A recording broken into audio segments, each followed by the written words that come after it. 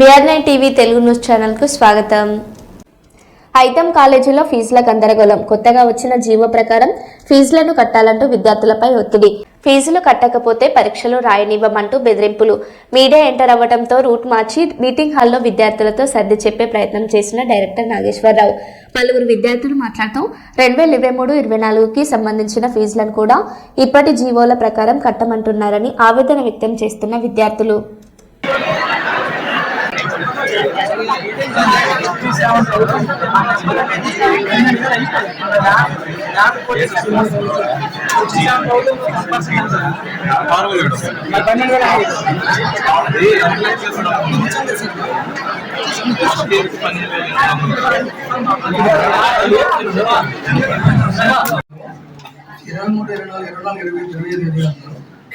ఇది గవర్నమెంట్ కి ఎంత వస్తుందో అంతే వేస్తాం మేము మొత్తం. అప్పుడు మీకు తక్కువ వేసాం, అప్పుడు 67,000 వేసాం కాబట్టి అది యాడ్ చేసాం మీకు. మేము అర్థమైందా?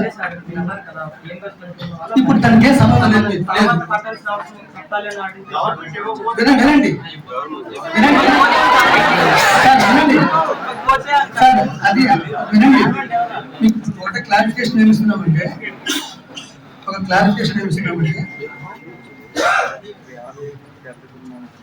రియంబర్స్మెంట్ వాళ్ళకి ఇప్పుడు ఈ పెరిగిన ఫీజుతో మీకు ఏమి సంబంధం లేదు అని చెప్తున్నాను.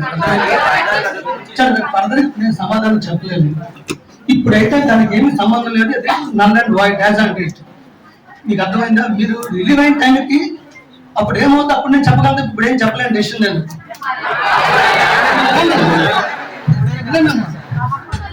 అంతా జీరో క్లియర్ చేశాను థర్డ్ ఇయర్ మొత్తం. కానీ మొన్న మళ్ళీ చూసినప్పుడు నాకు 36,800 ఉంది. కానీ వేస్తే ఫస్ట్ నుంచి ఎందుకు వేశారు సార్? ఇయర్ నుంచి వేసుకోవచ్చు కదా.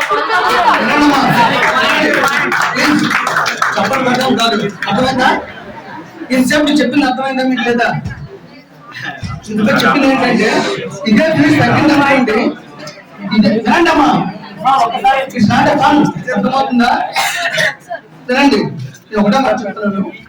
యాజ్ పర్ జీవో ప్రకారం 23 నుంచి వేసామని చెప్తాము. గవర్నమెంట్ కూడా అలాగే వేస్తుంది. తగ్గిన ఫీజులు తగ్గించేస్తుంది. తగ్గలేదు కదా సార్. కానీ పాయింట్ ఏంటంటే మాకు ఫస్ట్ నుంచి మీరు చెప్పాలి కదా సార్ ఇలా ఉంది. అది జీవో అనేది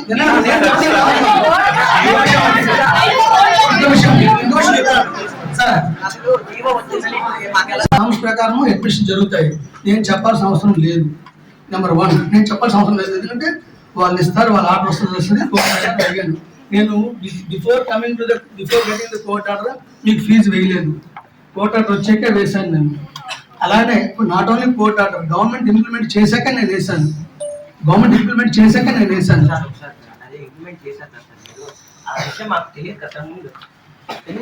నేను చెప్పను.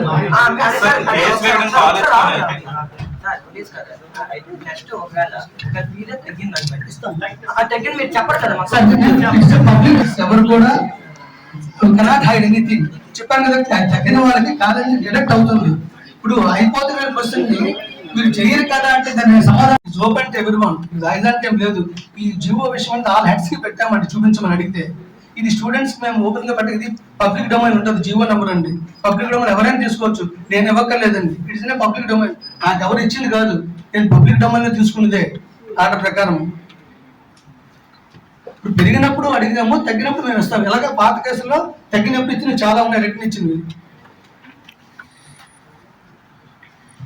ఇంకో విషయము, నేను ఈ ఎక్స్ట్రా డబ్బులు అనేది ఇప్పుడు ఎక్స్ట్రా ఏది పడిందో థర్డ్ ఇయర్ది, ఫస్ట్ ఇయర్, సెకండ్ ఇయర్ది ఫీచర్స్ అనేది ఏమన్నా 20,000 రాలేదు. నాకున్న ఫైనాన్స్ కాన్సెప్ట్స్ ఉంటాయి. అడిగినప్పుడు మీరు తర్వాత కట్టొచ్చి చెప్తాను తప్ప మీకు ఎవరికైనా ముందు చెప్పను కదా. నేను అవునా కదా? అయితే మా హెడ్స్ చెప్పాను, డీన్స్ ఎవరికి రేపు ఎగ్జామ్స్ కానీ దేనికి కానీ మీరు ఏమీ చేయొద్దు అని చెప్పాను నేను. ఫైన్స్ కానీ లేదా చెప్పండి, మీకు చెప్పండి. మీకు ఫీజు కట్టకపోతే ఏంటన్నారా చెప్పండి అమ్మా.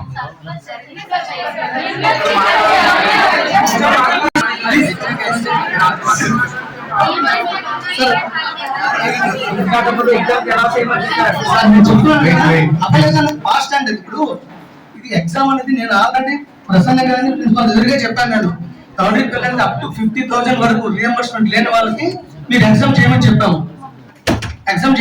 ఇవ్వద్దని చెప్పాము. అది అలా చేయమని చెప్పాలి ఆలోచన చెప్తాను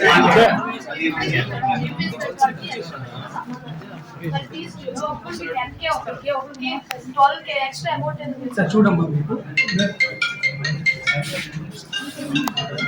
లేదు అవును మరి ఒక్కరికి మొన్న లేటెస్ట్ గా ఒక పీడిఎఫ్ పెట్టారు ఎనర్జీ ఉండే వాళ్ళకి అర్థం లేదు ఒక్కరికి మేము ఆల్రెడీ నాది ఫ్రీ సీట్ కానీ మాది పింక్ కార్డు జేబీటీ రాదు మేము మొత్తం క్లియర్ చేస్తాం నాకు మళ్ళీ 36,840 రూపీస్ వేసారు కొంతమందికి రింబర్స్మెంట్ వచ్చిన వాళ్ళకి ఎక్స్ట్రా మనీతో సంబంధం లేదని వాళ్ళకి ఒకరికి 10K వేసారు ఒకరికి 12K వేసారు వాళ్ళకి 16K ఎక్స్ట్రా అమౌంట్ పడింది ఏంటంటే అమౌంట్స్ మళ్ళీ అనేది ఇప్పుడు చెప్పండి మీకు రియంబర్స్మెంట్ లేదు కదా ప్రతిసారి కూడా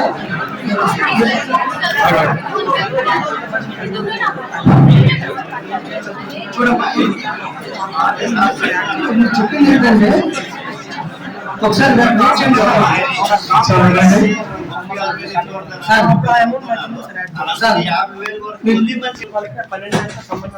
ఇప్పుడు మీరేమీ కట్టక్కర్లేదు చెప్పేది వినండమ్మా ఇప్పుడు అది డోంట్ షౌట్ నేను మాట్లాడుతున్నాను కదా ఇప్పుడు మీ శిష్యులు ఏంటంటే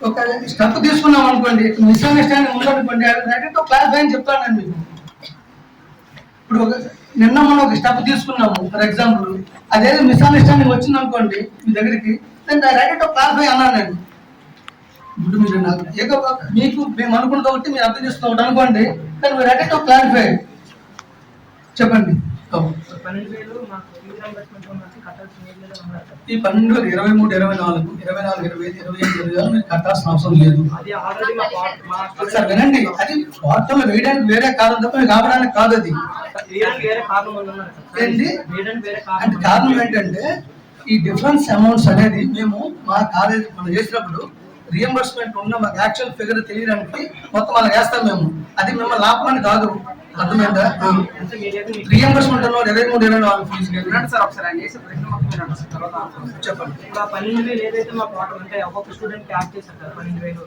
ఒకవేళ లాస్ట్ రోజు మేము కరెక్ట్ ఇవ్వకపోతే గ్యారంటీ ఏంటి కరెక్ట్ లేదన్న గ్యారంటీ వినండి చెప్తాను ఒక్క నిమిషం